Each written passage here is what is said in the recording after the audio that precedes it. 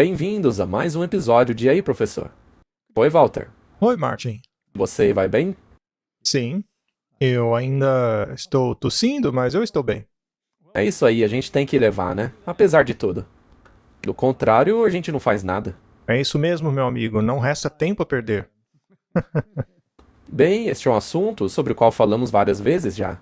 Muitas vezes, mas as pessoas continuam escrevendo, dizendo que não vem a conexão entre o sábado e a marca da besta. Pois é, e os sinais que estamos vendo hoje, que mostram que estamos perto da marca da besta, são tão claros que isso não pode ficar mal compreendido. Pois é. Então, dessa vez, a gente decidiu mostrar bastante citações para as pessoas não achar que estamos tirando isso da cabeça. As pessoas querem ter certeza disso aí, né? Preto no branco. Isso é verdade ou a gente está inventando isso? Então vamos colocar todas as cartas na mesa e deixar as pessoas decidirem. Então vamos orar. Querido Pai, obrigado por nos dar a oportunidade de falar sobre isso mais uma vez. Pedimos que ilumine nossas mentes, que nos dê clareza para compreendermos a Tua palavra. Em nome de Jesus, amém. Amém? Bem, o que nos motivou a fazer isso foram alguns eventos que estão acontecendo nos quais pessoas preeminentes estão se referindo ao cristianismo e ao mundo secular que está em conflito. Então, foi pertinente, interessante concluirmos que essa questão da marca da besta precisa ser discutida mais uma vez, apesar de já termos falado muito sobre isso aqui. A questão é que, como já falamos antes, nós estamos realmente nos aproximando deste período na história. Portanto, quanto mais bem informado você estiver com relação a esse assunto, mais preparado você estará também, ou poderá se preparar. Nós colocamos uma imagem aí com um arco, né? Escrito Êxodo capítulo 20. E diz assim: lembre-se. Um dos 10 mandamentos começa com a palavra lembre-se. E é o mandamento do sábado. E lá no fundo você tem o Vaticano.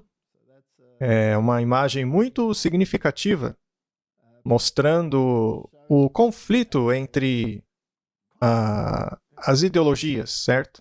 Eu acho que precisamos gastar algum tempo para deixar mais claro novamente qual é a natureza desse conflito e o quão profunda é essa discussão.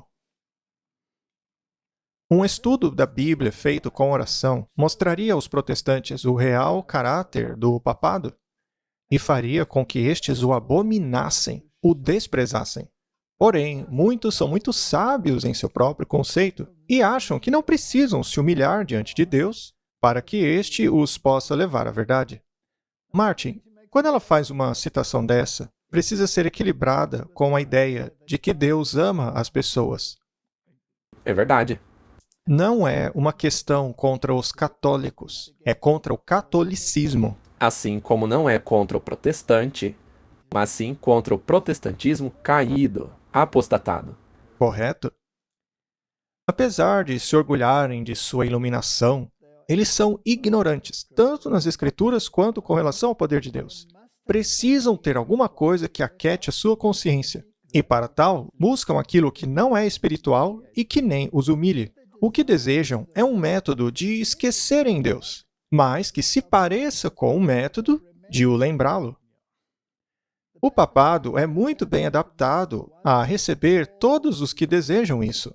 Ele é preparado a receber duas classes de homens, abraçando quase que todo mundo, aqueles que querem ser salvos pelos seus méritos e aqueles que querem ser salvos em seus pecados. Aqui está o segredo de seu poder. Bom, se olharmos de novo para a imagem aí, vemos o título A Marca da Besta. Na mão ou na testa? Há duas possibilidades, ou na mão ou na testa. E esse ou é muito importante. Lá atrás temos o Vaticano e à frente a mulher vestida de púrpura e escarlate. Mas, dessa vez, ela está segurando 2 cálices, cheios de vinho. E decidimos colocar 2 cálices nessa imagem por causa destas 2 classes. Aqueles que querem ser salvos pelos seus méritos, que é uma doutrina falsa, e aqueles que querem ser salvos em seus pecados, que é outra doutrina falsa. E esse é o segredo do poder de Roma. Então, é uma imagem muito simbólica.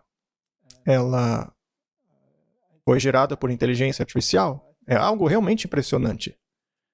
Eu acho que podemos agradecer ao nosso amigo Henry por isso. Apocalipse 13:11.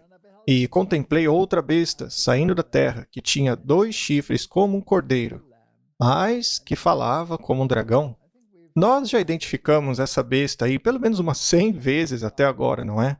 Quem assistiu os nossos 3 últimos episódios, com certeza sabe quem é essa besta.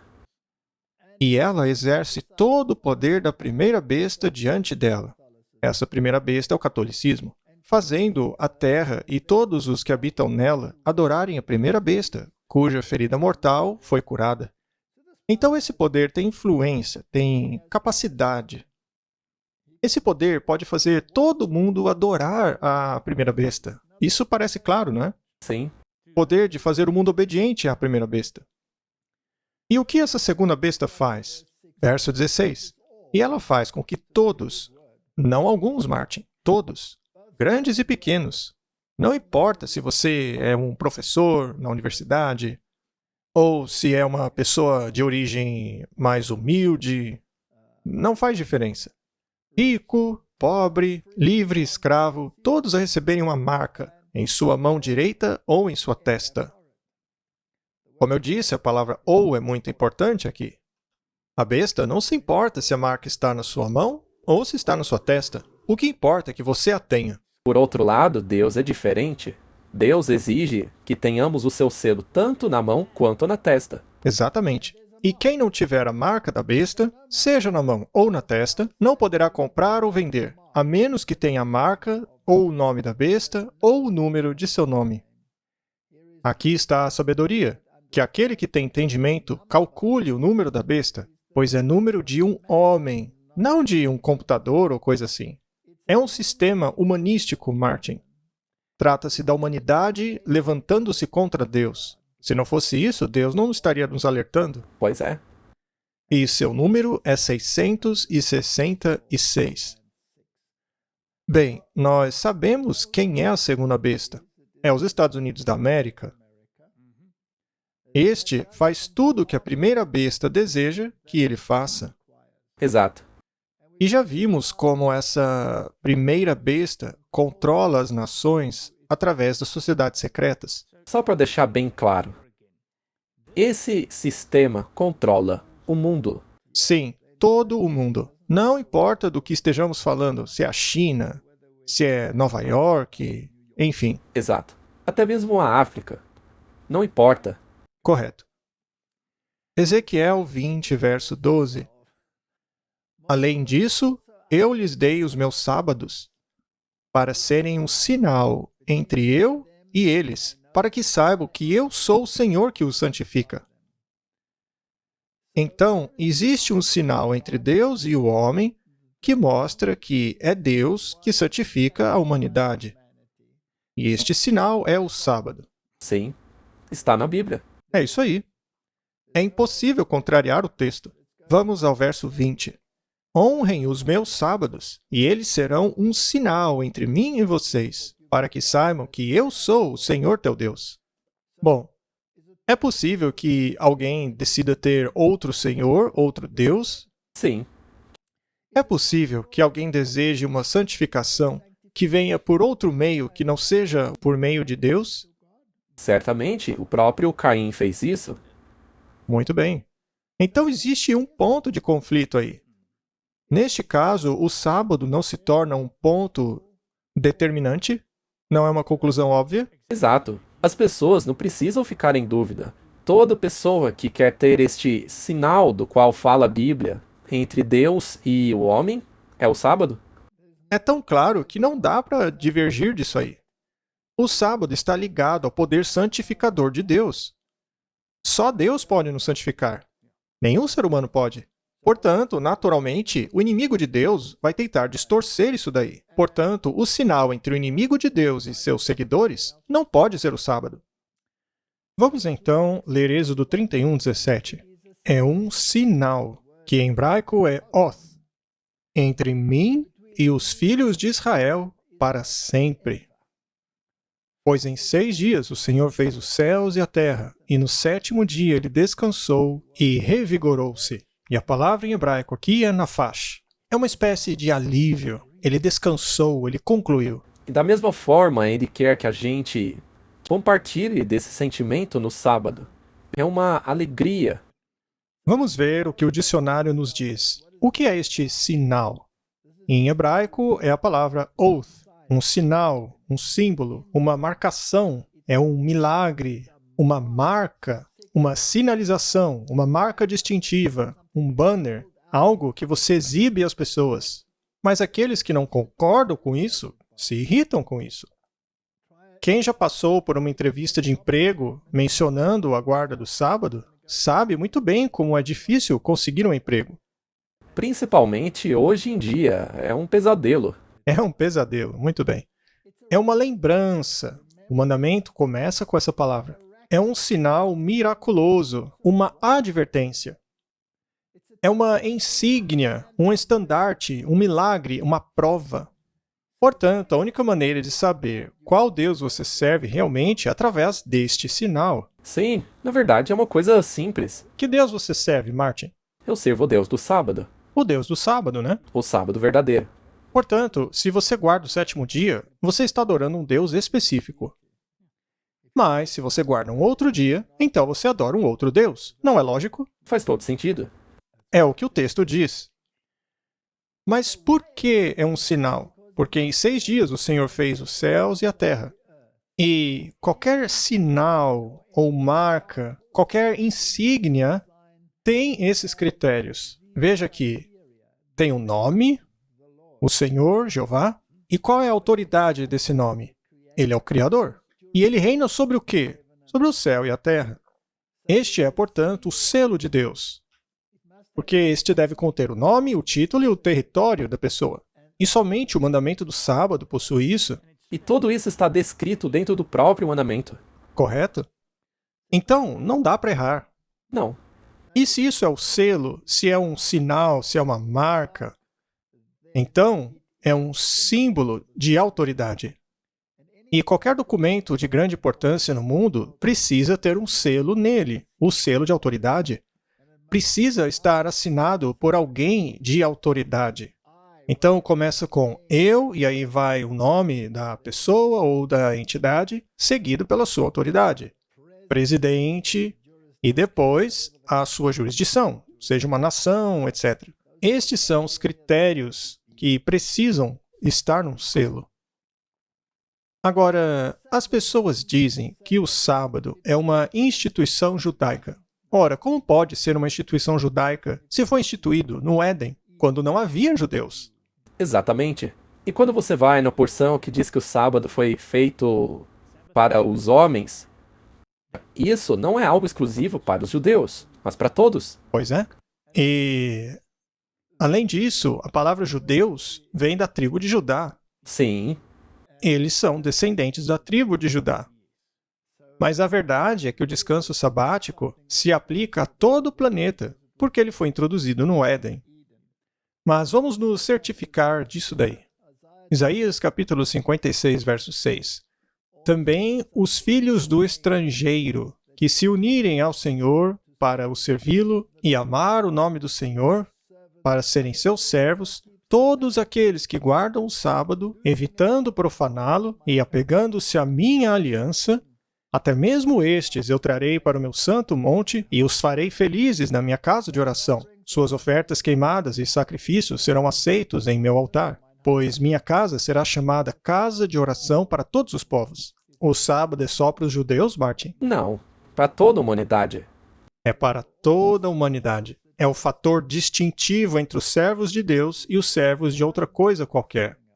Simples assim. Deuteronômio 11, 13 a 20. E será que, se diligentemente obedecerdes aos meus mandamentos, que hoje vos ordeno, de amar ao Senhor, vosso Deus, e de o servir de todo o vosso coração e de toda a vossa alma, guardai-vos que o vosso coração não se engane, e vos desvieis e sirvais a outros deuses, e vos inclineis perante eles. Ponde, pois, essas minhas palavras no vosso coração e na vossa alma. Atai-as por sinal na vossa mão, para que estejam por frontais entre os vossos olhos. Bem, os judeus entenderam isso de maneira literal. Eles colocaram parte da lei numa pequena caixinha e a amarraram em sua testa e mão. Mas será que é isso que Deus está pedindo? Não. Deus quer que você internalize a lei dele. Ter a lei de Deus como sinal na sua mão significa agir de acordo com a lei. E colocar a lei na sua testa significa pensar de acordo com ela. De maneira cognitiva. Sim. Veja que aqui ele não usa a palavrinha ou, mas e. Ou seja, Deus exige que seja nos dois lugares. Ele quer que você pense e haja de acordo com a lei. É isso que Deus quer. Já para a besta, tanto faz. Sim.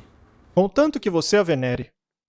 E vocês a ensinarão aos seus filhos, falando sobre ela quando sentarem-se em sua casa, quando andarem pelo caminho, quando deitarem e quando levantarem. Vocês deverão escrevê-las nos batentes das portas de sua casa e sobre os seus portões. Ou seja, toda a sua vida deve estar em harmonia com essa lei. Aquilo que entra nos seus portões, ou seja, o que acontece dentro da sua casa, tem que estar em harmonia com a lei de Deus. É assim que Deus deseja que seja. Êxodo capítulo 13, versículo 9.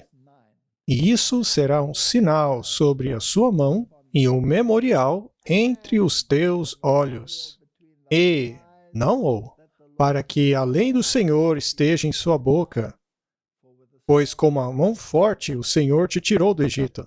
Muito bem, essa marca de Deus, porque o dicionário também chama o sinal de marca, deve estar sobre a mão e na área cognitiva do cérebro, na testa, no lobo frontal. Ou seja, deve ser uma questão moral que norteie a sua vida. Sim, suas decisões, tudo que você pense deve ser filtrado por esta lei de Deus na sua cabeça. Sim, tudo deve estar em harmonia com a lei de Deus. Sim, essa lei deve filtrar todos os seus pensamentos. Então aqui Deus está se importando com uma marca física na sua testa, ou Ele quer que a lei dele esteja em sua mente, especialmente a lei do sábado, que, como vimos, é crucial para dar a toda a lei a autoridade divina. Se fosse uma marca física, Deus certamente pediria que algo fosse estampado em sua testa, ou algo assim. E pararia por aí mesmo. Ou seja, você seria um robô. Bem, em 1956, isto foi feito lá em Nova York. Você vê aqui 3 cruzes chamando as pessoas para irem à igreja aos domingos. Você acha que a sociedade mudou desde 1956? Eu acho que mudou bastante, viu? Eu nasci antes de 1956. E, na verdade, eu tinha 7 anos em 1956. Então, Martin, parece que alguma coisa mudou ao longo da história. Talvez isso aí hoje fosse visto como um discurso de ódio. Pois é, verdade. Contra a Constituição, né? Isso foi em 1956. E hoje, ao invés de cruzes, temos isso daí, ó. É isso que as pessoas fazem em 2024. Hoje as pessoas celebram outra coisa, além da Páscoa, em um dia específico aí do calendário. E isso daí é um ponto de conflito. Isso é basicamente o rei do norte e o rei do sul em conflito pela supremacia. Sim, de uma maneira visível, bastante pública. De uma maneira bastante pública. Na verdade, é quase um desafio. Sim. Bom, isso aqui foi publicado recentemente, durante o período da Páscoa. O Trump promete criar o Dia da Visibilidade Cristã em oposição à declaração do Biden do Dia da Visibilidade Trans. São 2 ideologias diferentes. Elas não estão em conflito? Completamente em oposição. Isso é claro. Isso foi publicado agora em 2 de abril de 2024. O ex-presidente Trump prometeu criar o Dia da Visibilidade Cristã para confrontar o Dia da Visibilidade Trans, promovida por Biden, que aconteceu na Páscoa deste ano. Bem, essa coisa de Páscoa é muito interessante, porque ela não deve ser confundida com a Páscoa da Bíblia. Sim, isso é muito importante. Vamos deixar isso claro. A Páscoa bíblica era uma festa cerimonial cuja data de celebração era determinada pela lua. E não deve se confundir com o ciclo semanal de guardar o sábado no 7º dia. Não, uma coisa não tem nada a ver com a outra. Mas a questão é que o papado declarou que a Páscoa deveria começar a cair sempre em um domingo. E, na verdade, a Páscoa dele é a festa para Astarote, que sempre acontecia em um domingo, que não é o caso da Páscoa bíblica, que poderia cair em qualquer dia da semana. Se a Páscoa bíblica coincidisse de cair durante um sábado, por exemplo, este seria um grande sábado. Sim, então, só para esclarecer, a Páscoa dos israelitas dependia do ciclo lunar. Se ela caísse em um sábado, conforme o calendário lunar deles, continuava sendo sábado, mas era um grande sábado, porque coincidia com a Páscoa. Mas o Papa mudou isso daí, para que sempre caísse num domingo. Isso foi ajudando a abrir o caminho para que o domingo de Páscoa se tornasse um domingo de descanso. E isso tornou-se a origem do descanso dominical. E ele diz o seguinte: mas em que porcaria o Biden estava pensando quando declarou o domingo da Páscoa como dia da visibilidade trans? Perguntou Trump aos seus apoiadores durante a campanha em Green Bay, Wisconsin, na terça-feira. Isso é um total desrespeito aos cristãos. O suposto candidato republicano para presidente prometeu que 5 de novembro seria o dia da visibilidade cristã, se ele for eleito. Bom, essa data aí de 5 de novembro também é interessante, porque foi quando aconteceu o dia do Guy Fawkes. Eu peguei essa imagem aí, desse artigo, que diz: Jesus, meu salvador, Trump é o meu presidente. Gente, isso aí é muito interessante. Não é um embate de conceitos? Certamente. Na verdade, isso retrata perfeitamente a luta entre a filosofia do Rei do Norte contra o Rei do Sul. É claro como o cristal. Duas mentalidades em um grande conflito. E aqui é uma promessa. O cristianismo terá novamente o seu lugar. Sim, E será que dá para ir ainda mais fundo? A Bíblia está envolvida nisso? claro, com certeza. O Trump está realmente aumentando A pressão? Muito bem. Vamos dar uma olhada no que ele diz aqui. Essa é a versão King James da Bíblia, que também inclui os documentos dos nossos pais fundadores. Sim, a Constituição, pela qual eu estou lutando todos os dias. Eu luto muito duro para proteger os americanos. Assim como a Carta de Direitos, a Declaração da Independência. Tudo faz parte disso. Que Deus abençoe a Bíblia dos Estados Unidos. Ela é muito importante para mim. Tornar a América grande de novo é a nossa religião. A religião é muito importante. E ela é tão esquecida hoje. Mas vai voltar forte, assim como nosso país vai voltar forte, já que é isso que acontece quando obedecemos ao Deus do céu. Os cristãos estão sob cerco. Precisamos proteger todo o conteúdo que seja pró-Deus. Nós amamos Deus. Nós temos que proteger tudo aquilo que seja pró-Deus. Temos que trazer de volta o cristianismo às nossas vidas. De volta a esta nação que será grande mais uma vez. Temos que fazer a América orar novamente. Portanto, o Trump deseja promover a Bíblia junto com a música country. Sim, ele quer promover aquela música famosa, Deus abençoe a América. Certo. É interessante que a Bíblia diz que quando essas coisas acontecessem, e isso está no livro de Daniel, estaria conectado a todo tipo de música. Sem dúvida. E aí, Martin, você tem um outro lado muito interessante da história. Um famoso ateu diz se identificar com a cultura cristã e está horrorizado com a promoção do feriado islâmico.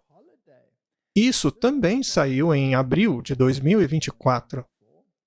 O famoso ateu e biólogo evolucionista Richard Dawkins explicou que se identifica com o cristianismo cultural em uma entrevista após ficar sabendo que as luzes do Ramadã estavam penduradas numa rua do Reino Unido para oporem-se à celebração da Páscoa.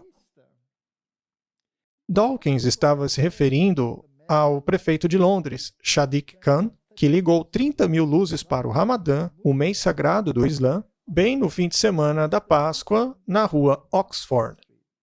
Eu preciso dizer que estou horrorizado em ouvir que o Ramadã está sendo promovido, disse Dawkins em uma entrevista para Rachel S. Johnson, da LBC Sunday. Eu sinto que somos um país cristão. Martin, isso faz sentido vindo de um ateu? Se você entende o que está acontecendo, sim. Mas se você analisa apenas superficialmente, parece uma grande dissonância cognitiva. Então, de um lado, você tem a ideologia cristã querendo voltar com tudo.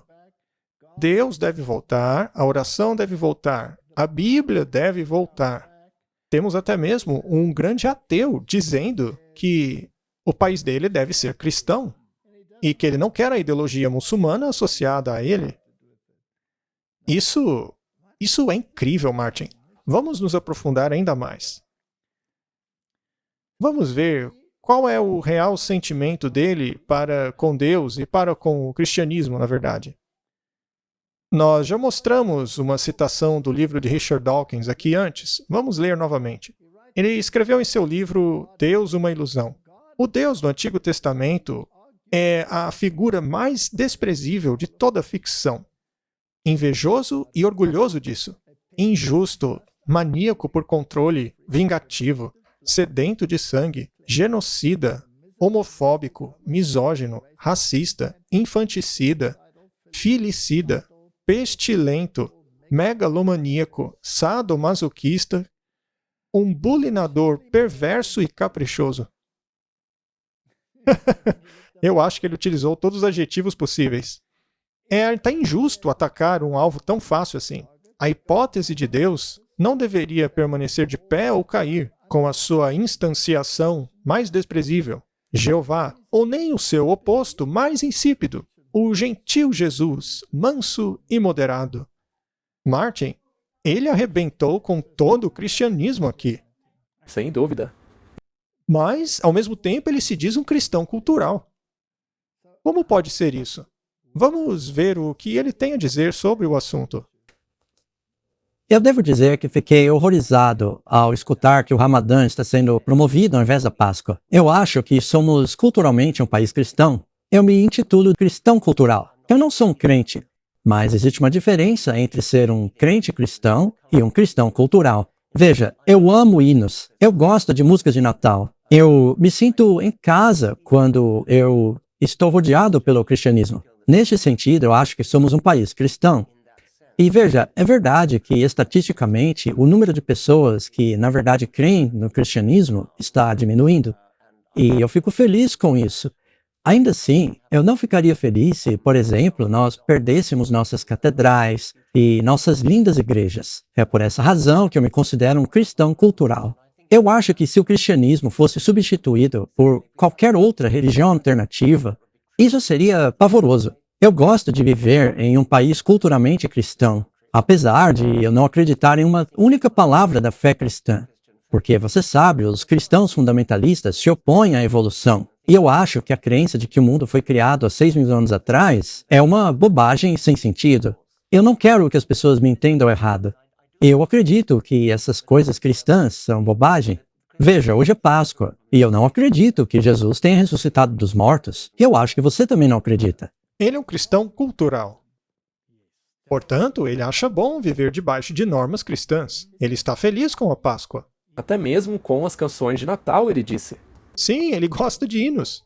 Ele gosta da tradição, da cultura. Você acha que ele se oporia a um decreto dominical? Não. Você acha que ele se importaria em celebrar uma mini Páscoa em todos os domingos? Especialmente se for um domingo para o mundo evolutivo dele descansar. Sim! Nossa, isso seria maravilhoso! Vamos considerar o seguinte. Vamos pegar o primeiro cenário. O Trump diz que Deus tem que voltar, que a oração tem que voltar, que a Bíblia tem que voltar. Ou seja, esta é uma crença na qual você acredita em Deus, certo? Sim, neste caso está aqui na testa. Você crê nisso. E, portanto, vamos fazer essas festas, essas festividades, etc. Eles creem nisso, eles aceitam isso na testa deles. Esse homem, por outro lado, estava muito feliz em dizer ser um cristão cultural. Ou seja, eu não me importo com a crença em si. Ao mesmo tempo, eu gosto de praticar essas coisas. Neste caso, a marca está onde? Na mão. Os dois casos não estão bebendo do cálice da prostituta? Sem dúvida. E este é provavelmente o melhor exemplo que temos para mostrar isso daí. É realmente muito esclarecedor. E lembre-se que o teatro dos eventos finais será o mundo cristão. Sim. Muito bem, vamos deixar bem claro às pessoas por que isso daí é um ponto de conflito. Por que é importante? Porque O que tudo isso engloba? especialmente nesta época da Páscoa, muitas pessoas estão confusas, especialmente os cristãos, porque Jesus ele ressuscitou no domingo. Então, qual é o problema de celebrar a Páscoa no domingo? Sim. Muito bem, Martin. Então precisamos deixar bem claro qual é o ponto de conflito aí, para que o mundo saiba disso, para que as igrejas tenham consciência disso. Sim, Mas elas decidiram não fazer nada a respeito. exato. Muito bem. Vamos então direto ao ponto. Por que o mundo cristão guarda o domingo? Vamos consultar o Dicionário Internacional Webster. Domingo. É chamado assim porque era o dia dedicado ao sol, ou à sua adoração. Mas claro que isso é impossível, né? Domingo. Dia do sol do calendário romano, dedicado ao sol. O primeiro dia da semana. Isso de acordo com outra enciclopédia. Vamos ver mais outra enciclopédia. Shabat. Palavra hebraica que significa descanso. Domingo é um nome dado pelos pagãos para o primeiro dia da semana, porque era nesse dia que adoravam o sol. Aliás, essa é uma enciclopédia bíblica. Portanto, não resta dúvidas. Os pagãos adoravam o sol no dia de domingo. Não dá para ser mais claro que isso. Não dá. Pois é, veja o nome que foi dado ao dia. Os próprios pagãos deram esse nome a esse dia. Daniel 7, verso 25. E aqui ele está falando sobre o chifre pequeno, que cresceu entre os 10 chifres, ou seja, que cresceu lá no meio da Europa, e, aliás, 3 desses poderes foram removidos, os Érolos, Vândalos e Ostrogodos. Esses daí não guardavam sábado? Esses 3 que foram removidos? Há evidências históricas muito fortes de que esses povos guardavam sábado. É por isso que foram removidos.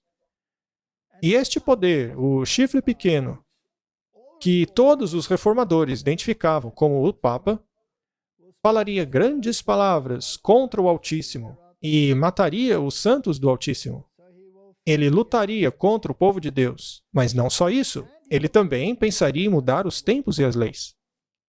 Estes lhe seriam dados em suas mãos por um tempo, 2 tempos e meio tempo, ou seja, 1260 anos, durante os quais o Papa teve supremacia, que foi desde 538 até 1798, quando o poder político do Papa foi retirado por Napoleão Bonaparte. O que teria aparentemente matado o poder papal. Mas a Bíblia é clara ao dizer que esse poder tentaria mudar os tempos e as leis. Ele atacaria a lei de Deus, especialmente a lei que tem que ver com o tempo. Isso tem mais que ver com as leis de Deus do que com as leis humanas. Sim. Vamos ver para onde isso vai nos levar. Muito bem, vamos dar uma olhada numa citação da Decretália Romana. São eles mesmos escrevendo, tá? Ele, o Papa, pode pronunciar sentenças e julgamentos em contradição aos direitos das nações, de Deus e dos homens. Isso não é muita arrogância? Totalmente. Ele está se colocando acima de Deus. Ele pode se eximir das leis dos apóstolos, uma vez que ele é superior, assim como as das leis do Antigo Testamento. Ele não conseguiu piorar, Martin. Isso é um grande absurdo. O Papa tem poder para mudar os tempos e abrogar as leis. Ora, ora, ora, não é a mesma linguagem de Daniel? Sim, A dispensar todas as coisas, até mesmo os preceitos de Cristo. A arrogância desse homem não tem limites. Ele está jogando isso na cara de Deus. parece o Lúcifer falando. Muito bem. 1 João 3,4. Todo aquele que comete pecado transgride a lei, pois pecado é a transgressão da lei. Veja só essa definição bíblica. Pecado é a transgressão da lei. Ora, se você chegar ao ponto de querer mudar a lei, você não está transgredindo? Sim, Com toda certeza. Não é então o homem do pecado falando aí? sim. Vamos ver como ele fez isso. De um lado aí da tela, temos o Catecismo da Igreja Católica, artigo 2052, 257. Ali na esquerda, você tem a lei como está escrita ali na versão King James da Bíblia. E é importante enfatizar que a Igreja Católica vê o catecismo como uma norma que está acima da Bíblia. Exatamente. Muito bem. Na Bíblia King James, o primeiro mandamento diz: Eu sou o Senhor teu Deus, que o tirei da terra do Egito, para fora da casa da escravidão. Não terás outros deuses diante de mim. Mas, se você for ali no catequismo, diz assim: Eu sou o Senhor teu Deus, não tenha deuses estranhos diante de mim. Parece semelhante, mas tem algo faltando aí. O que será que está faltando, Martin? São justamente as palavras que os tirou da terra do Egito, da casa da escravidão. Ora, por que eles tiraram justamente essas palavras? Porque isso especifica um Deus. Sim, é um Deus muito específico. Qual deles? Aquele que tirou seu povo do Egito. Se você quer um Deus genérico, um Deus ecumênico, você precisa tirar isso daí. E é exatamente o que eles fizeram. Porque eles estão se associando ecumenicamente. Portanto, tiveram que remover isso. Bom, o segundo mandamento é um mandamento muito longo na Bíblia. Você não deve fazer imagens de escultura e de nada em semelhança daquilo que está acima no céu, debaixo na terra ou nas águas debaixo da terra. Os pagãos não faziam isso? Sim, eles faziam todo tipo de ídolos para adorarem. Por acaso, eles não colocam em suas igrejas as imagens daqueles que estão debaixo da terra, ou seja, dos mortos? Sim, Os católicos não chamam eles de santos? sim. Se você pegar os outros deuses, como, por exemplo, Poseidon, isso tudo também são ídolos. E se você for a Roma, as estátuas que eles têm de Pedro, na verdade, são estátuas que eram dos pagãos que eles simplesmente puseram os nomes bíblicos. Não se curvem diante destas imagens e nem as sirvam, pois eu, o Senhor seu Deus, sou um Deus ciumento, que visito a iniquidade dos pais sobre os filhos até a terceira e quarta geração daqueles que me odeiam, e mostro misericórdia a milhares de gerações daqueles que me amam e guardam os meus mandamentos. O que ele está basicamente dizendo aí é que, se você praticar isso na sua casa, é provável que a terceira e quarta geração continue a fazer essas práticas. Talvez até mais gerações do que essas daí. Então, Martin, será que podemos dizer que esse mandamento seria uma pedra de tropeço para o catolicismo? Sim, porque as igrejas deles estão cheias de ídolos. Mas qual é o segundo mandamento no catolicismo? Veja que interessante. Eles simplesmente removeram, apagaram o segundo mandamento original. Não existe mais. Mas aí você tem um problema, porque sobram apenas 9 mandamentos. Eles têm que corrigir isso de alguma maneira, mas a questão é essa. A Igreja Católica precisa modificar o primeiro e apagar o segundo mandamento. Já com relação ao terceiro mandamento, diz assim: Não tomarás o nome do Senhor teu Deus em vão, pois o Senhor terá como culpado aquele que toma o seu nome em vão. Já o catequismo diz assim: Não tomarás o nome do Senhor teu Deus em vão. Ora, o que mudou? Perceba que eles removeram a advertência. E também há uma razão para isso. Porque se esse mandamento é de Deus, Então é Ele próprio que nos adverte a não fazer isso. Agora, se este mandamento vier de uma fonte diferente, então a fonte original não pode adverti-lo, não pode repreendê-lo. Então vamos removê-lo. Pois é uma outra divindade falando aqui, ocupando o lugar da original. É isso aí. Então, a punição já não existe mais. Sim, a punição é retirada, porque é outro legislador aí. Se você muda a lei, é um outro legislador. Agora o quarto mandamento. Também é um mandamento bastante longo. Lembra-te do dia de sábado para santificá-lo. 6 dias trabalharás e farás toda a tua obra, mas o 7º dia é o sábado do Senhor teu Deus. Nele não farás nenhuma obra, nem teu filho, tua filha, teu servo, tua serva, teu animal, etc. Pois em 6 dias, e aqui está a razão, veja, o Senhor fez os céus e a terra, o mar e tudo o que há neles, e descansou no 7º dia. Portanto, o Senhor Deus abençoou o dia de sábado e o santificou. É surpreendente para mim que após ler o quarto mandamento, as pessoas ainda não percebam que o sábado foi instituído lá no Éden. E é o selo de Deus.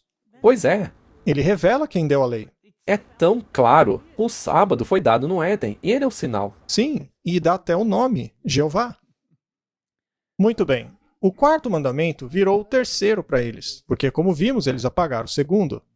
E o deles diz assim: lembre-se de santificar o dia do Senhor. Eles são muito astutos. Eles podiam ter escrito: lembrem-se de santificar o primeiro dia. É mesmo, não é? Por implicação, eles estão querendo dizer que o dia do Senhor é o primeiro dia.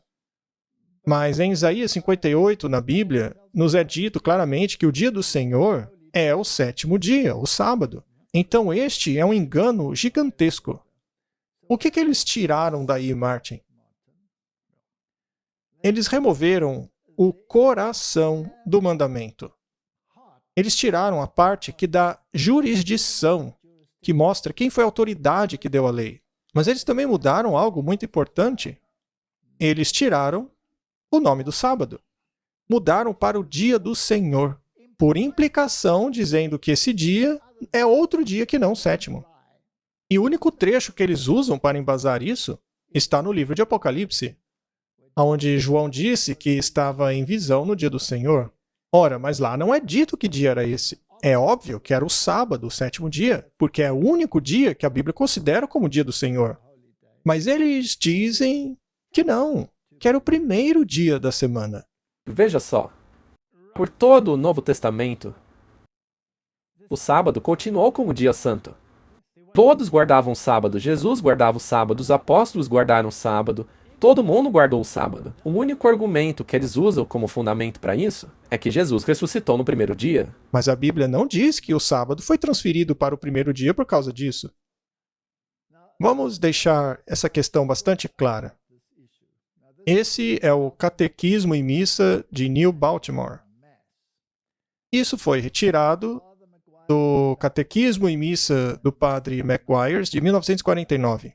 Ele leva, entre outros, a sanção do cardeal Francis Spellman, arcebispo de Nova York. A versão do McGuire é a lembra-te de santificar o dia do Senhor. Para as crianças e outros, para quem esse catequismo é direcionado, isso é explicado por meio das seguintes questões e respostas. Qual é o terceiro mandamento de Deus? Isso já está errado, né? Porque a ordem original não é essa. Mas ele diz: o terceiro mandamento de Deus é: lembra-te de santificar o dia do Senhor. Pergunta: mas por que a igreja nos ordena guardar o domingo como dia do Senhor? Resposta: a igreja nos ordena guardar domingo como dia do Senhor porque Jesus Cristo ressuscitou no domingo. E no domingo o Espírito Santo desceu sobre os apóstolos. Muito bem. Quem está dando essa ordem aí? É a Igreja Católica. É a igreja que está dando essa ordem. Mas quem ordenou o quarto mandamento bíblico? Deus. Deus. O que nos é ordenado pelo terceiro mandamento? O terceiro mandamento nos ordena adorar a Deus de uma maneira especial aos domingos, o dia do Senhor. Veja só. Eles nem mencionam como sábado, porque, como você disse, eles não poderiam fazer isso. Este mandamento deles tem que ver com Deus? Não, porque virou um outro mandamento. O Deus deles quer ser adorado no domingo. Já o Deus da Bíblia quer ser adorado no dia que ele concluiu a criação, que é o 7º dia, o sábado. Mas este mandamento aqui, o católico, é um mandamento completamente diferente. Pergunta: como a igreja nos ordena adorar Deus no domingo? Resposta: a igreja nos ordena adorar Deus no domingo ao participarmos do santo sacrifício da missa. Martin, este é um mandamento totalmente diferente. É outro legislador. Sem dúvida. Este mandamento não é os 10 mandamentos de Deus. E aqui eles mandam participar da missa, a famosa Eucaristia que eles querem que todos participem, que é o sacrifício perpétuo de Jesus Cristo. Enquanto que a Bíblia diz que Jesus foi sacrificado de uma vez por todas. Isso significa que Jesus é sacrificado todos os domingos. Portanto, o catecismo é uma abominação, porque é contrário à lei de Deus. Certo, vamos para o 5º mandamento. Honra teu pai e tua mãe, para que os teus dias sobre a terra se prolonguem, que o Senhor Deus te dá. Obviamente, esse aí se tornou o 4º mandamento deles, que diz assim: honra o teu pai e tua mãe. Mais uma vez, Martin, o que é que está faltando aqui? É a parte que diz, para que os seus dias sobre a terra se prolonguem, que o Senhor Deus te dá. E é interessante que Paulo se refere a este mandamento como um mandamento com uma promessa. Só que eles tiraram a promessa. Exato, pois quem foi que fez a promessa? Pois é, não pode ser Deus. Trata-se de um novo legislador. É por isso que eles retiraram. 6º mandamento, não matarás, para a Igreja Católica, foi para o 5º mandamento. 7º mandamento, não cometerás adultério, para eles virou o 6º mandamento. Agora, lembre-se, Martin, que na lei de Moisés havia uma longa definição com relação ao significado deste adultério. Mas no catolicismo, esse significado foi mudado completamente, especialmente pelo Papa Francisco. O 8º mandamento virou o 7º para eles, não roubarás. O 9º mandamento, não darás falso testemunho contra o teu próximo. Para eles virou o 8º. E agora veremos a solução que eles encontraram. Porque seria estúpido eles acabarem no 9º mandamento, não é? Bom, o que eles fizeram foi pegar o 10º mandamento e dividi-lo em 2. O 10º mandamento original diz: não cobiçarás a casa do teu próximo. Não cobiçarás a mulher do teu próximo, nem a sua serva, nem o seu servo, nem o seu boi, seu jumento, nada que pertença ao teu próximo. E aí, eles dividiram isso em 2. Não cobiçarás a mulher do teu próximo. E número 10, não cobiçarás os bens do teu próximo. Isso é interessante, porque no protestantismo, os luteranos pegaram os 10 mandamentos do catequismo da Igreja Católica. É, né? Eles não pegaram a versão original da Bíblia. Aff. E é interessante que eles deram uma mudadinha nesses últimos 2. Porque o deles diz: não cobiçarás a casa do teu próximo, enquanto o outro diz: não cobiçarás a mulher do teu próximo. Então eles simplesmente inverteram os últimos 2. Isso é uma grande tolice. Neste caso aqui, eles pelo menos guardaram a ordem original da Bíblia. Mas os luteranos chegaram a inverter. Mas enfim, Martin, o que eles removeram e por quê? Vamos dar uma olhada. Eles removeram a casa, certo? Enquanto que na versão protestante, ela ainda está lá, em um dos mandamentos. Eles também tiraram os teus servos, os teus trabalhadores, homem ou mulher, e também o transporte. É isso que eles retiraram. Por quê? Isto porque a Igreja Católica alega que o direito de posse de todas as coisas, incluindo a tua casa, incluindo os teus trabalhadores, incluindo os teus bens e os teus veículos. E, aliás, é por isso que você tem que pagar o IPVA hoje. De tudo, na verdade. Nada pertence a você. Mesmo tendo pago pelo seu carro, você ainda tem que pagar anualmente por ele. Exato. Você tem que pagar pelo documento de registro, tem que pagar o IPTU da sua propriedade. O interessante é que o fascismo, em certo sentido, é fazer exatamente isso daí. Existe a impressão de que temos alguma coisa, quando na verdade nós não a possuímos. Roma diz claramente que somente ela tem o direito de possuir propriedades, como todo o resto, na verdade. Não é interessante que isso vai diretamente contra o que diz a Bíblia, que diz que Deus é o dono de tudo? Sim, eles se colocam no lugar de Deus. Muito bem. Isso aí é um conjunto novo de mandamentos dado por um novo legislador. Ele instituiu novos tempos e leis. Ninguém pode negar isso.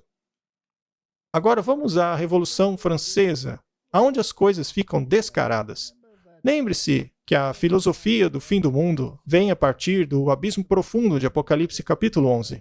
Nós já falamos sobre isso em bastante detalhes. E os filósofos associados eram pessoas como o Voltaire. Agora, as pessoas não sabem que esse pessoal aí eram jesuítas. Não. Voltaire era jesuíta, foi educado por jesuítas. E eles criaram um conjunto novo de mandamentos, o qual eles retratavam dessa maneira aqui, com aquele feixe ali no meio, a faixa, símbolo do sistema fascista. E este daqui são os direitos humanos. E tem coisas interessantes aqui, como esse símbolo dos jesuítas logo aqui, algo que veio diretamente da Revolução Francesa. Vamos dar uma olhada um pouco mais detalhada. Bem, a questão é que esses direitos humanos estão tomando lugar dos 10 mandamentos de Deus. Isso é bastante óbvio pela imagem, né? Agora, qual divindade está envolvida aqui? Bem, você tem o sistema, que é o fascismo, né? Que é o sistema preferido pelos jesuítas, como todos sabemos. Temos a serpente, que dá a vida, a serpente eterna, com o cauda em sua própria boca, e isto é adoração satânica, todos sabemos. E eles também adoram baseando-se nesse símbolo do pequeno chapéu frígio, que foi o chapéu símbolo da Revolução Francesa. Mas o que significa esse chapéu frígio? Bem, veja aí a estátua do deus Mitra, o deus Sol, o deus persa do Sol. Você deve se lembrar que aquela besta de Apocalipse tem os pés de urso, que é medo-persa. Eles eram mitraístas. Agora veja só esse chapéu, utilizado pelo Deus Sol. Esse chapéu, portanto, é símbolo de adoração solar. E naqueles mandamentos dos direitos humanos que foram colocados no lugar da lei de Deus, nós vemos esse chapéu. É interessante que alguns personagens de desenho animado usam esse chapéu. Sem dúvida. Os Smurfs usam. O Nori. É realmente um assunto bem profundo. É melhor não entrarmos nisso agora. Mas vamos nos certificar de que Roma sabe muito bem sobre o que está falando. Este é o Catequismo da Igreja Católica de 1957. Pergunta: qual é o dia do Shabat? O Shabat é no dia do sábado. Pergunta: por que observamos então o domingo ao invés do sábado? Nós fazemos isso porque a Igreja Católica transferiu a solenidade do sábado para o domingo. Eles não estão admitindo. Eles estão admitindo, mas a desculpa que eles usam para isso é que o Senhor ressuscitou no domingo. Mas essa não é a razão pela qual eles mudaram. Eles mudaram porque eles dizem que eles têm a autoridade para fazer isso. Com isso, eles estão admitindo que os apóstolos nunca mudaram esse dia. Isso mesmo. Muito bem. Por acaso eles dizem que essa é a marca da autoridade deles? Sim, o domingo é a nossa marca de autoridade. A igreja está acima da Bíblia e a transferência da observância do sábado é prova desse fato. Eles mesmos publicaram isso. Eles mesmos não chamam de marca. Sim. Eles não são a besta. Sem dúvida. Então essa não é a marca da besta? Bem, está aí para todos verem. Até uma criança consegue entender isso.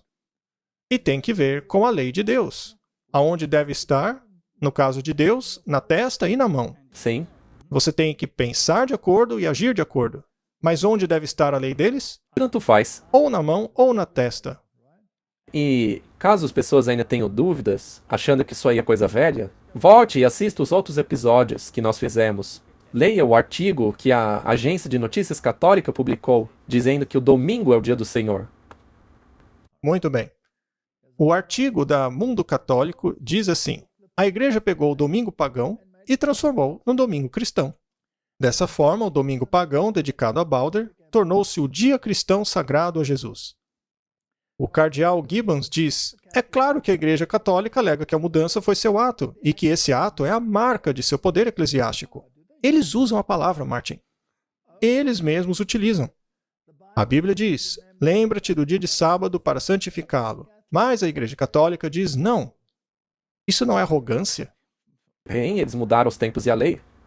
Pelo meu poder divino, mais arrogância, veja só. Eu estou abolindo o dia de sábado e ordenando a vocês que guardem o primeiro dia da semana. E pronto, eis que todo mundo civilizado se curva diante dessa ordem para obedecer à Santa Igreja Católica. Foi um padre que escreveu isso, em 1893. Martin, isso aí está na cara. Está claro como o sol. Diante disso, os protestantes não deveriam dizer, espera aí, eu não vou mais obedecer isso, porque o mandamento de Deus é diferente, e estas pessoas são arrogantes, mudaram a lei de Deus. Deveria ser assim. Eles deviam fazer isso. Mas não, os protestantes dizem, vamos continuar guardando o domingo. Eu não sei o quão mais descarado eles podem ser. Vamos dar uma olhada. O Papa Pio, em 1566, ordenou pelo Concílio de Trento que agradava à Igreja de Deus que a celebração religiosa do sábado fosse transferida para o dia do Senhor, o domingo. Eles mesmos definem como domingo. Catequismo Romano, 1867. E lembre-se que isso aí é infalível, eles não podem mudar isso. Não tem como mudar.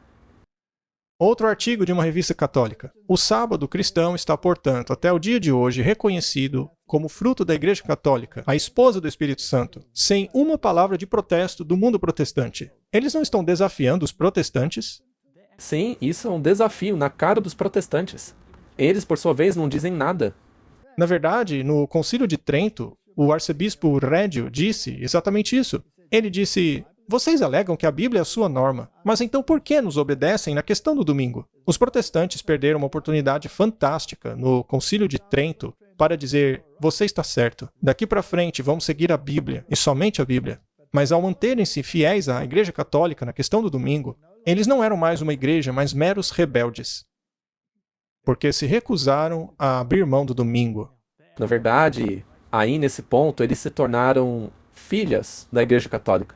Mais um artigo católico, de 25 de agosto de 1900. O domingo é uma instituição católica. Sua observância pode ser defendida apenas com os princípios católicos. Desde o começo ao fim das Escrituras, não há uma única passagem que garante a transferência da adoração pública semanal do último dia da semana para o primeiro dia. Portanto, eles não estão sendo enganados. Não se trata disso. Eles estão sendo arrogantes. Eles sabem que estão enganando as pessoas. E ainda esfregam isso na nossa cara. Vamos ver o que o arcebispo de Baltimore tem a dizer. Se os protestantes seguissem mesmo a Bíblia, eles adorariam Deus no dia do sábado. Ao guardar o domingo, estão seguindo a lei da Igreja Católica. Na cara. O protestantismo, ao descartar a autoridade da Igreja Romana Católica, não tem razão para sua guarda do domingo e deveria começar a guardar o sábado. Mais uma vez, isso foi retirado de uma revista católica de 1883. Eles sabem o que estão fazendo. Muito bem. E quão arrogante eles podem ser? Veja só o que eles dizem. Não o Criador do Universo, de Gênesis 2, 1 a 3, mas a Igreja Católica pode reclamar para si a honra de ter garantido ao homem uma pausa de seu trabalho a cada 7 dias. Uau! Isso daí está nos direitos humanos. Você tem direito de um dia de descanso. Exato. E é isso que vai ser implementado no futuro. Eles implementarão aqueles direitos humanos, porque é seu direito humano ter um dia de descanso, e a Igreja Católica vai te dar esse direito. E é por isso que aquele ateu, o Richard Dawkins, disse que ele é um cristão natural, porque ele se baseia nos direitos humanos. Na lei humana. Humanismo. A razão e o senso comum exigem a aceitação de uma ou de outra dessas alternativas. Ou protestantismo e a guarda do Santo Sábado, ou catolicismo e a guarda do Santo Domingo. A neutralidade é impossível. Não dá para harmonizar as duas coisas, Martin. Mas suponha que você queira harmonizar. Neste caso, de qual lado você está? No lado deles? Martin, se o mundo protestante está falando contra os adventistas do sétimo dia, a quem eles estão obedecendo? Roma? Roma. Nesse caso, eles não estão adorando Roma ao invés de adorarem Deus? É claro, porque a Bíblia deixa claro quais são as exigências de Deus. No entanto, eles estão fazendo o oposto do que Deus pede. Assim, eles estão obedecendo Roma. Os protestantes não deveriam acordar para isso aí? Sem dúvida. Eu queria ter dito isso já há muito tempo atrás, no episódio de hoje. Por favor, abram os olhos. Muito bem. A autoridade da igreja poderia, portanto, não ser encontrada na autoridade das Escrituras, porque a igreja mudou o sábado para o domingo, não pelo comando de Cristo, mas por sua própria autoridade. Cânone e Tradição, página 263. Não é claro? O que vale mais para ela, a Bíblia ou a tradição? A tradição está acima da Bíblia? Muito bem, meu amigo. Deveríamos falar sobre a Bíblia e sua autoridade mais uma vez? Sem dúvida alguma, temos que esclarecer esse assunto. Afinal, onde está a verdadeira autoridade? Este não é outro ponto de contenda? Com certeza é. É outro assunto espinhoso que afeta todo mundo. Sim, porque... E a gente já falou sobre isso. Mas temos que fazer de novo, porque o problema é que as pessoas não percebem o quão sério é que nós precisamos ter a palavra pura de Deus para saber o que Ele pede de nós. E para sabermos a quem adorar. Sim, E como mostrar ao mundo a quem adoramos? Guardando o sábado. Esse é o sinal. é o sinal que mostra ao mundo qual é a autoridade que adoramos. E aqueles 2 cálices ali na mulher, que ela está segurando, um é para aqueles que querem ser salvos em seus pecados e o outro para os que querem salvar pelas suas obras. Os que recebem a marca em sua testa ou os que recebem a marca em sua mão. Não é isso? Que interessante, né? É exatamente o que está acontecendo no mundo hoje. Muito bem. Mais uma publicação católica. O domingo não é fundamentado nas escrituras, mas na tradição. É uma instituição católica distinta. E o engraçado é que os protestantes clamam como deles. Estão fazendo papel de ridículo. Sim, O Novo Testamento não faz menção explícita de que os apóstolos mudaram o dia de adoração, mas nós sabemos disso pela tradição. Mais uma vez, o Catequismo de Baltimore. Páscoa no domingo, Páscoa na sexta. Quem decide as datas? É o Papa que decide. Ué, não são as igrejas protestantes? Não, é o Papa. Muito bem, e o que diz o nosso Senhor sobre todas essas tradições que substituíram a lei de Deus? Mateus 15, versos 3, 6 e 9. Mas ele respondeu a eles dizendo: Por que vocês transgridem os mandamentos de Deus pela sua tradição? Vocês anulam o mandamento de Deus com a sua tradição. Mas em vão eles me adoram, ensinando como doutrinas mandamentos de homens. Eles adoram em vão, Martin. Em vão. Aqueles direitos humanos são em vão. Em vão. Em vão. Afinal, quem deu a nós os nossos direitos? Deus deu a nós os nossos direitos. Neste caso, aquele documento, aquela bobagem humana que eles elaboraram, não vem de Deus. Não, pode até soar bonitinho, mas é contrário à lei de Deus. Agora, os protestantes sabem disso? Ou será que são voluntariamente ignorantes ou ignorantes sem querer mesmo? Olha, eu acho que eles sabem. Eles sabem. Vamos dar uma olhada. Igreja Episcopal. Existe algum mandamento no Novo Testamento que muda o dia semanal de descanso do sábado para o domingo? Nenhum. Este é o Manual da Doutrina Cristã. Nós fizemos a mudança do 7º dia para o 1º dia, do sábado para o domingo, sob a autoridade da única Igreja Católica Santa e Apostólica de Cristo. Por que guardamos o domingo? Portanto, será que eles reconhecem que estão adorando em vão? Eles reconhecem até mesmo a autoridade da própria Igreja Católica. Muito bem. E o que dizer dos luteranos? A observância do Dia do Senhor, domingo, é fundada não sob uma ordem de Deus, mas na autoridade da Igreja. Confissão de Augsburg. Será que sabem? Sim, e eles reconhecem a autoridade da Igreja como estando acima da autoridade de Deus. Ok. E o que dizer dos presbiterianos? Mudança do dia de observância do último dia da semana para o 1º dia. Não há registro ou ordem expressa autorizando essa mudança. E isso vem do próprio escrito deles. Eles sabem, Martin. O que dizer dos metodistas? Pegue a questão do domingo. Não há passagem dizendo aos cristãos para guardar esse dia ou para transferir o sábado judeu para esse dia. Isso vem do Christian Advocate, publicação deles. Será que eles sabem, Martin? Claro, Mas esqueceram, não é? a questão é que isso não era um sábado judeu. É um sábado para a humanidade. Sim, mas eles esqueceram. Será por isso que o mandamento começa com lembre-se? E quanto aos congregacionalistas? Fica claro que, apesar de rigidamente e devotamente guardarmos o domingo, não estamos guardando o sábado. Não há uma única frase no Novo Testamento que sugira que incorramos em qualquer penalidade ao violar a suposta santidade do domingo. Estes são os escritos deles, Martin. E os anglicanos? Muitas pessoas pensam que o domingo é o sábado, mas nem no Novo Testamento e nem na igreja primitiva há nada sugerindo que temos qualquer direito de transferir a observância do sétimo dia da semana para o primeiro. O Shabat é no sábado e não no domingo. Church and People, 1º de setembro de 1947. Eles sabem, e eles, de maneira acertada, enfatizam que na igreja primitiva não há nada que sugira isso. Porque as pessoas dizem, não, mas no começo os próprios discípulos mudaram. Os apóstolos mudaram do sábado para o domingo, começando com Paulo. O curioso é que os próprios escritos das igrejas contrariam isso. Veja os batistas. Existiu e existe um mandamento para santificarmos o sábado. E esse sábado não era o domingo. Não há evidência escriturística da mudança do sábado, do sétimo dia, para o primeiro dia da semana. São eles falando. Eles mesmos reconhecem que guardam o domingo hoje por causa que a Igreja Católica fez essa mudança, pela ressurreição de Jesus Cristo no domingo. Ok? Portanto, vamos nos certificar mais uma vez. O domingo é puramente uma criação da Igreja Católica.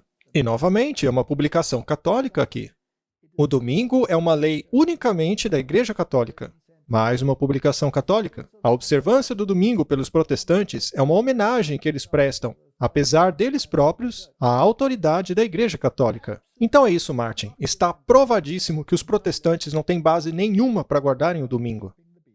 Exatamente. Eles estão adorando aquele que criou essa lei.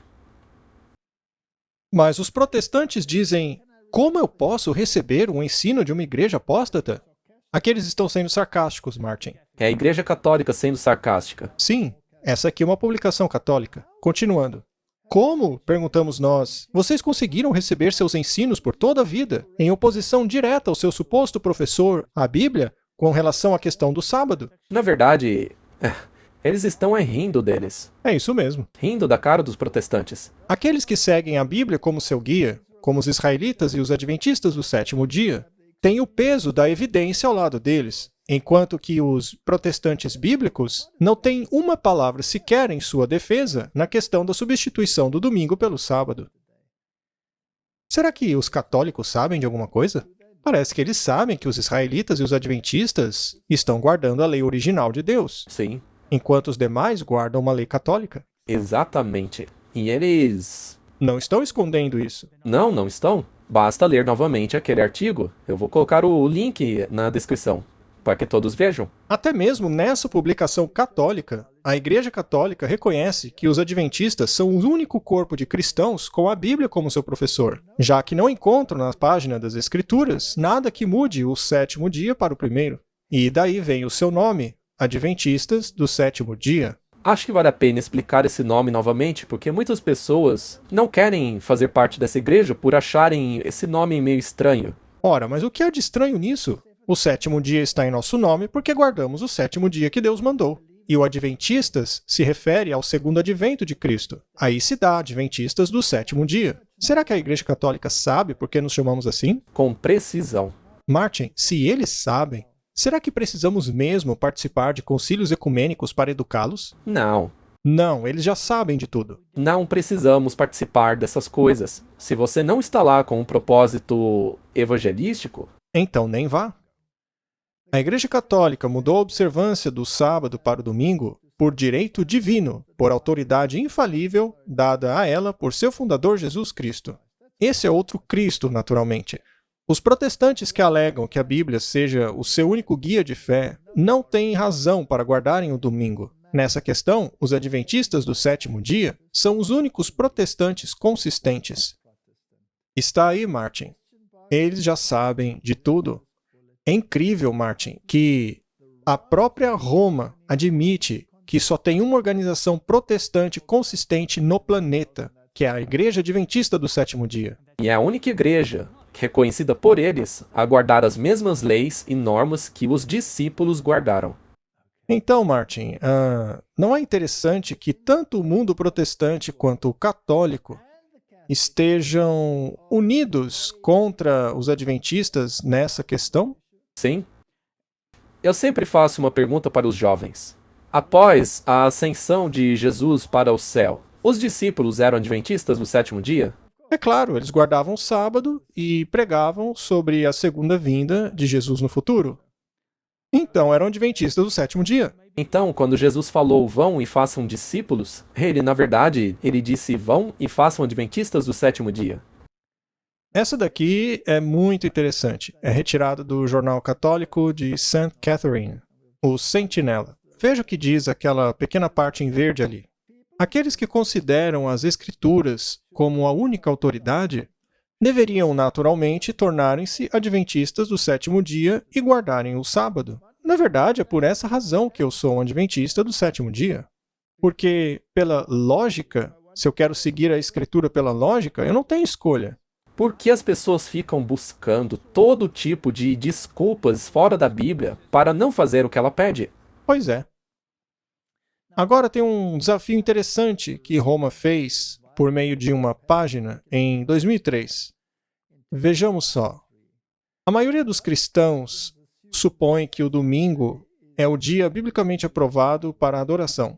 A Igreja Católica Romana protesta contra isso, afirmando que ela transferiu a adoração cristã do Shabat bíblico, que é o sábado, para o domingo. Tentar argumentar que a mudança está lá na Bíblia é tanto desonestidade como uma negação da autoridade católica. O pior é que isso é muito verdade. Por acaso, os protestantes não tentam usar a Bíblia para justificar a sua adoração aos domingos? É por isso que eu estou dizendo o tempo todo. A única coisa sobre a qual eles se firmam é que Jesus ressuscitou no primeiro dia. É a única coisa que eles têm. E acontece que a ressurreição de Jesus já é comemorada na cerimônia do batismo. Exato. Agora, eles dizem que é desonestidade e uma negação da autoridade católica. Se o protestantismo quer basear seus ensinos puramente na Bíblia, então ele deveria adorar no sábado. Então, Martin, o conflito entre a marca da besta e a marca de Deus acontecerá entre os adventistas do sétimo dia e todo o restante do mundo cristão. É isso aí. E aqui temos uma nota do editor daquele artigo. O desafio lançado por Roma há cerca de 100 anos atrás permanece. Isso porque houve uma situação específica nos Estados Unidos, na qual eles queriam trazer as leis dominicais em 1888. É por isso que ele diz que o desafio lançado por Roma há 100 anos atrás permanece. Ou a Igreja Católica está correta, ou a Igreja Adventista do sétimo dia está correta. Isso porque foi um adventista do sétimo dia, o A.T. Jones, que argumentou na legislatura dos Estados Unidos que não era correto introduzir uma lei dominical. E aconteceu que eles ganharam. Aqui eles disseram, ou a Igreja Católica está correta, ou a Igreja Adventista está correta. Não há outra escolha. É isso aí. Mais uma vez, duas escolhas. Apenas duas opções. E se uma pessoa escolher nenhuma, então toda a doutrina da sola escritura colapsa, e junto a ela o pilar sobre o qual o protestantismo se firma. O restante não passa de religião inventada, um Deus inventado, um conjunto de doutrinas que serve apenas aos propósitos humanos e não ao do Criador. Como Satanás e Lutero antes dele. Eu acho engraçado que eles colocam os dois no mesmo nível. Os protestantes têm declarado por credo, ação e pensamento, e até mesmo por palavra, eu não servirei. Martin, não existe outra igreja. Ou você é católico e está aliado aos católicos como os protestantes, ou você é um adventista do sétimo dia. E foram eles que disseram isso, nem fui eu. E também não é o que a Bíblia diz a respeito. E, afinal, qual é a exigência para ser a igreja remanescente? Guardar os mandamentos de Deus e apegar-se ao testemunho de Jesus. É isso aí. E essa é a igreja adventista do sétimo dia, que se opõe a outra igreja. Vamos dar uma olhada no verso de Isaías 66, 22. Com relação aos novos céus e a nova terra, os quais eu farei, permanecerão diante de mim, diz o Senhor, para que a sua semente e o seu nome permaneçam. E acontecerá, de uma lua nova a outra, de um sábado a outro, toda a carne virá me adorar, diz o Senhor. Será que o sábado vai permanecer no mundo futuro? Sim, no céu. Então haverá uma celebração mensal e uma celebração semanal. O que acontecerá na celebração mensal? Eu suponho que a árvore da vida, que dá seus frutos uma vez por mês, porque é isso que a Bíblia diz, eu acredito que haverá um festival da árvore da vida uma vez por mês, enquanto que o sábado será semanal. E a árvore da vida está na cidade, a Nova Jerusalém. Martin, se o sábado vai continuar por toda a eternidade, será então que o papado terá sucesso em livrar-se dele? Não, Então, quem, na verdade, será varrido do mapa? o papado. E isso vai acontecer durante as pragas. Então, Martin, eu acho que é isso aí. A marca da besta é exatamente o que temos dito que ela é. É um decreto dominical forçado sobre as pessoas. Se você segui-lo, você estará prestando homenagem à besta. E quem vai obrigá-lo? Os Estados Unidos da América serão os primeiros a introduzirem esse decreto, seguido pelas outras nações e por todo o mundo que escolherá a mesma coisa. E todos que forem enganados quanto a esse respeito terão a marca da besta em sua testa. E aqueles como Richard Dawkins, que dizem ser cristãos culturais, ou aqueles da nova era, que dizem serem pessoas da terra, serão culturalmente obedientes ao mandamento da Igreja Católica Romana. E eles receberão a marca em sua mão. Essas são as opções. Eu prefiro ter a marca de Deus, o sinal de Deus, em minha testa e na minha mão. Eu também, eu concordo. Vamos orar. Querido Pai, nos aproximamos rapidamente daquela decisão. E a decisão é a respeito de autoridades. Qual autoridade aceitaremos para conduzir nossas vidas? Ajuda-nos a fazermos a decisão correta para que não percamos a vida eterna. Esta é a minha oração em nome de Jesus. Amém.